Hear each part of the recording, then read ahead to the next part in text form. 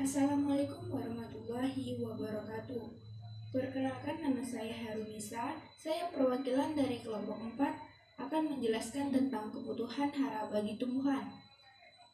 Unsur hara adalah unsur yang siklus hidupnya di sebuah lapisan tanah. Fungsinya tidak dapat diganti dengan unsur yang lain.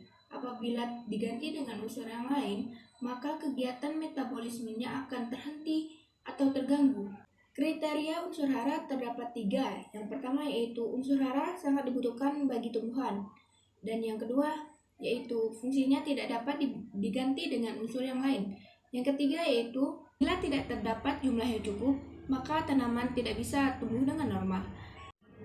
Unsur hara terbagi menjadi 2 bagian. Yang pertama yaitu unsur hara makro dan unsur hara mikro.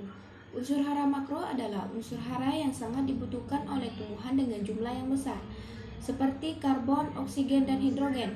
Sangat berperan penting dalam fotosintesis, karbohidrat, dan respirasi. Contoh dari unsur hara makro yaitu nitrogen, kalsium, kalium, dan magnesium. Yang kedua yaitu unsur hara mikro. Unsur hara mikro adalah unsur hara yang sangat dibutuhkan oleh tumbuhan dengan jumlah sedikit. Contoh dari unsur hara mikro yaitu klor, mangan, sulfur, seng, dan tembaga. Dan tembaga. Gejala definisi tanaman dapat berupa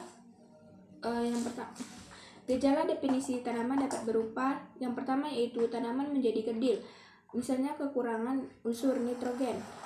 Yang kedua yaitu tertundanya pemasakan pada tanaman, misalnya kekurangan unsur fosfor.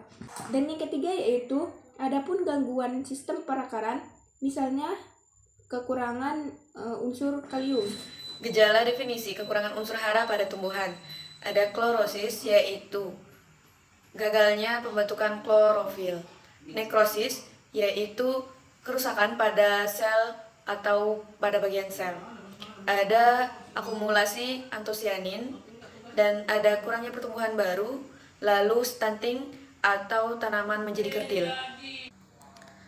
Contoh kekurangan unsur hara. Unsur hara nitrogen. Pada bagian daunnya akan menguning. Lalu untuk kekurangan fosfor, gejalanya akan memerah keunguan.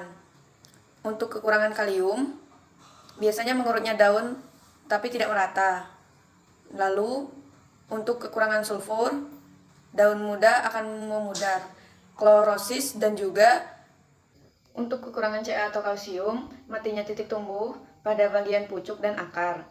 Lalu untuk kekurangan Mg atau magnesium, muncul bercak-bercak kuning di permukaan daun yang tua. Lalu untuk kekurangan Fe atau besi, gejalanya klorosis dan nekrosis. Lalu untuk kekurangan B atau boron, yaitu daunnya cenderung lebih gelap. Untuk kekurangan tembaga atau Cu, daun biasanya berwarna hijau kebirauan.